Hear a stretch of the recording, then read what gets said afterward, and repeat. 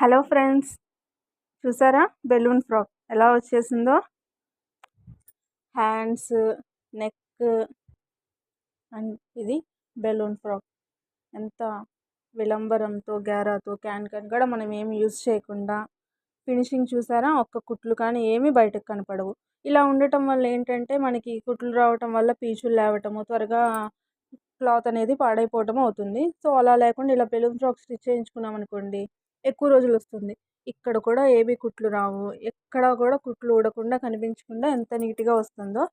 Already నేను balloon ఫ్రాక్కి measurements పెట్టేసి cutting video అనేది పోస్ట్ చేశాను. సో ప్రజెంట్ స్టిచ్చింగ్ వీడియో కూడా పోస్ట్ చేశాను. సో ఫాలో అవ్వండి. మీకు ఏదైనా డౌట్స్ వస్తే కనుక కామెంట్ చేయండి, నేను ఎక్స్ప్లెయిన్ చేస్తాను.